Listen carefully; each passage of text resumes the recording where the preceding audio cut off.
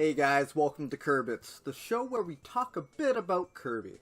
Last episode, also the first episode, we talked about Kirby's Rainbow Resort, which was a pretty popular Kirby fan website back in the day where like-minded fans can come and socialize and share like their fan artworks and comics and various other things that they've done.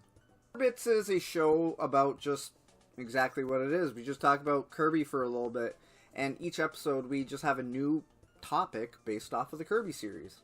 Today in particular, we're going to be talking about Kirby Air Riders, the long-awaited sequel for Kirby Air Ride for the Nintendo Gamecube. Honestly, one of my favorite games of all time. The cool thing about Air Ride and Air Riders coming out right now is that I feel like, one, the people who love the game really love the game. It is a cult classic. It has like a cult following with it. And it's not just Kirby fans. There's plenty of people who I know who put this up as one of their favorite games on the GameCube or just games in general, but they're not really a big fan or crazy for the Kirby series. But this specific game, they would rank it really high up, so they're excited for this title in particular. Not that it's a Kirby game, but it is the Kirby game. And then you have those Kirby fans who love Kirby in general, who also loved Air Ride, and so it's match made in heaven for those different kind of gamers. It is a good game. It is a good game. You don't have to be a Kirby fan to really enjoy it. Sakurai is back at the helm. Sakurai was the one who directed the first Kirby Air Ride, as well as Kirby Adventure and the original Kirby Dream Land. Sakurai didn't have a hand in a lot of the other Kirby games. A lot of people outside of the Kirby fandom don't really acknowledge that, so him being back on this is really exciting. Sakurai has this method of making games and trying to simplify them as much as possible so that as many people as possible can enjoy it. This game only really used one button, and then your joystick to control left and right of the vehicle, and then up and down to help you fly, because the air rides can fly. Depending on the vehicle, because each of them have different stats. One button that you do press stops your vehicle. Yes, the vehicles automatically accelerate and they move forward, and the same with Kirby Air Riders in this new game. What happens when you stop your vehicle, when you use that button press? It charges a gauge, and when that gauge hits the top and you let go, you get a burst of speed. This was basically how you would drift in the game. When you are driving and you're automatically accelerating and you turn and you hold that A button down, you'll kind of slide. And then when that gauge hits the top, you'll shoot forward from that kind of sliding drift. In this new game, it's exactly the same. It's brought back to that, but it looks a lot more smoother. And as well as, even he said unfortunate, he had to put in a second button. Except this second button is a special move. It's basically I guess a Final Smash, or those special moves that you would get from those Sega racing games that only that character can use to aid themselves in the race. Kirby will get the Ultra Sword ability and cut through the opponents. King Dedede gets a jet, the jet from his hammer to help boost up his speed. Kawasaki throws spicy curry at people. Yes, Kawasaki is a playable character. I'll get to that in a moment. Fundamentally, the game is still the same with that added special move. And there's also a bunch of settings now you can do with the races. The game looks really fast, but you can also set it up to slow. I know some people who found it hard to keep track with the original game, and it kind of hurt their eyes. So something like that for the new game, maybe it was a common complaint. So maybe that's something that just makes it more accessible to people. Which, back to the old Sakurai, trying to make the game more accessible to more people, which is something that's appreciated. And the next thing I would like to talk about, because I don't want to keep this too long, because I would love to have more discussions in other videos about some predictions and stuff like that. But the riders. The roster of this game, the characters, they are called riders. Because Kirby isn't the only one that can change vehicles now. In the previous game, there was 2 other playable characters besides Kirby. There was Kirby, and there was King Deity, and there was Meta Knight. But Meta Knight was always on his wings, and Deity was always on a wheelie bike. In this game, Kirby, King Deity, Meta Knight, they all can change their vehicles with whatever vehicle that they want. You can mix and match. But it's not just King Deity and Meta Knight as the extra characters anymore. We have Bandana Waddle Dee, we have Chef Kawasaki, we have Cappy, we have Waddle Doo, we have Knuckle Joe, we have Gooey and Magalore and Susie. And then we have Starman was a deep cut. I'm like, excuse me, of all the characters, Starman is playable? I'm legit so excited for this. And they all have their own stats, and when they go on different vehicles with different stats, it changes up the stats. But each character has their own, basically, perk just to them. Kirby is like all-around balanced and whatever. King Deity always has his hammer, so when he approaches an enemy or another racer, he'll automatically swing the hammer. Meta Knight automatically swings the sword. Waddle Dee stabs with the spear. But then you have like Knuckle Joe, who like when he's charging, he can launch a big like smash punch, or if he's nearby, he'll just do light jabs. You have Gooey, who can use his tongue to like hit people from the back, or just like have a little bit longer reach, I believe was one of the perks there. Starman, he has a better flight ability. And then you have also Susie, who gets like a, basically a second jump with a tiny little helicopter thing when she hits a ramp. You got Magalore, when he does a successful landing on the ground, he makes like this spiked gate that can hit opponents. Chef Kawasaki actually gets bonus restoration of health when he eats food. But like, a lot of these characters, they just have their own perks compared to one another, which is really neat. But then you also have the machines, where the machines are going to be drastically different from one another. So you're going to be doing this big mixing and matching between the characters and the machines. And for, like, the new machines that are coming in, there's a lot of, like, old ones, which was just beautiful to see. But, like, this tank and this chariot, the heavy chariot, a lot of the new ones just look so clean and sick. I'm very excited for the tank, honestly.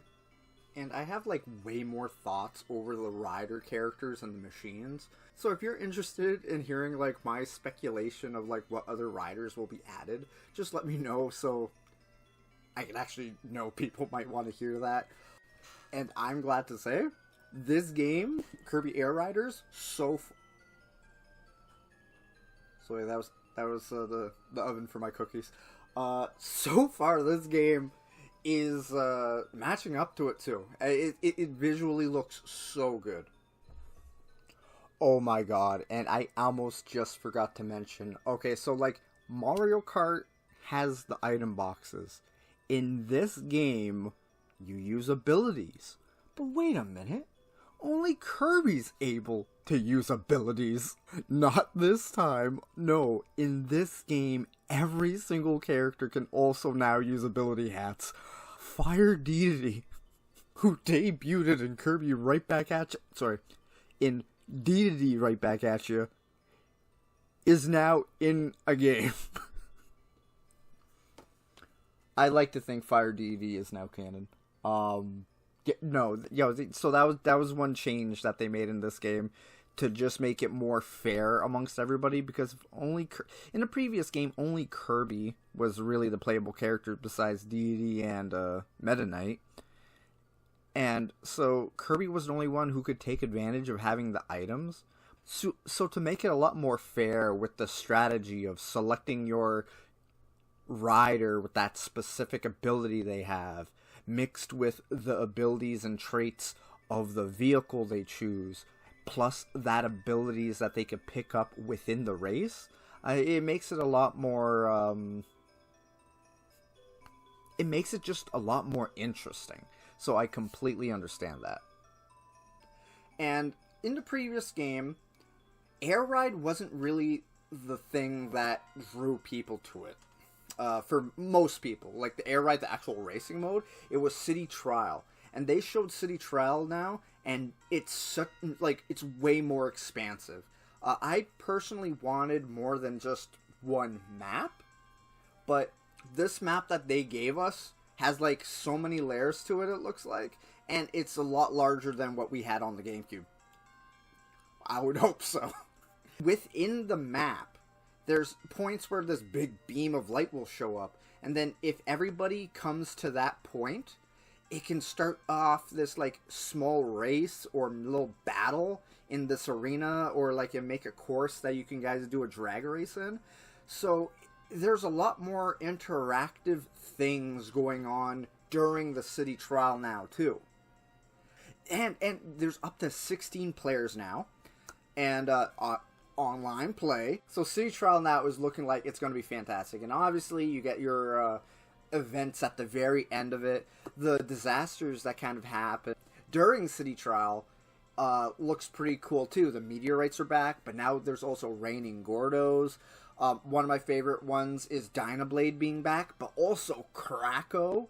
Kracko is one of my favorite like Kirby characters. Having this new installment has me so excited. And not only that, now I said I want to save another video for like my predictions of characters and stuff like that.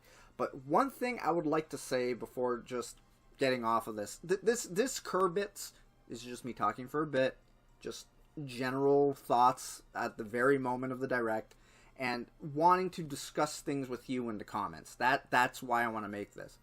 But this in particular thing at the very end was very Smash Brothers coded. I'm not saying Smash Brothers is happening or anything like that. What I'm saying is when Sakurai finishes the direct, or like when that thing happens and then that final trailer comes in and then bam, a new character. There is a new character that pops in at the very end of this whole direct.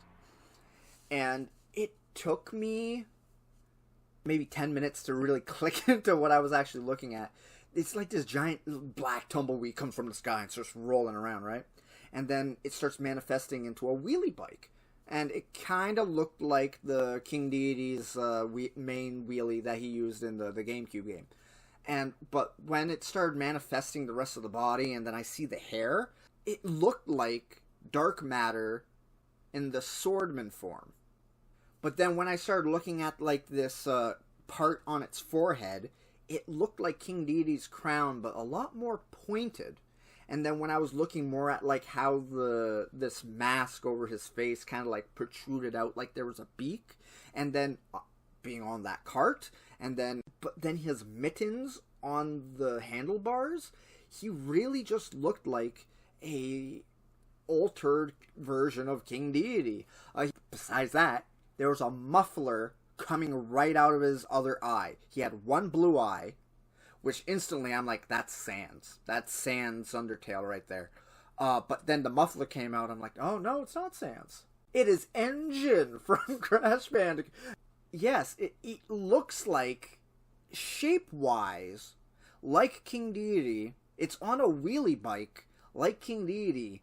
But then it got like the spiky hair, like Dark Matter Swordsman.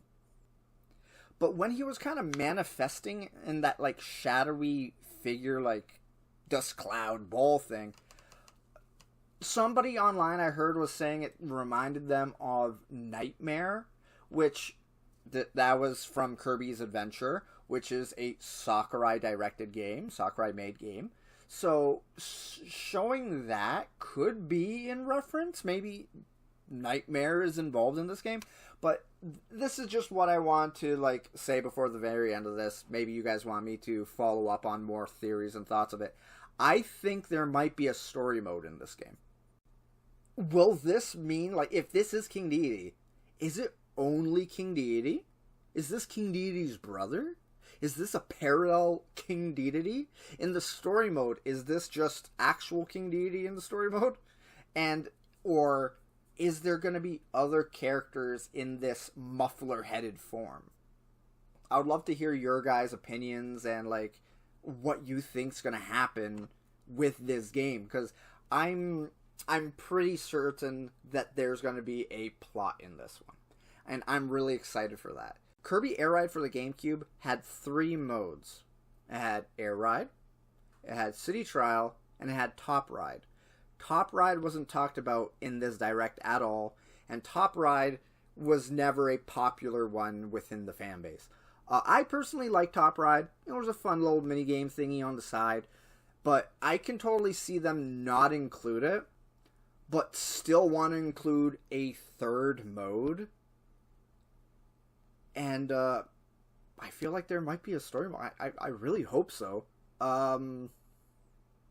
Yeah, that's as much as I can really talk about right now. Again, I would love to hear your thoughts in the comments.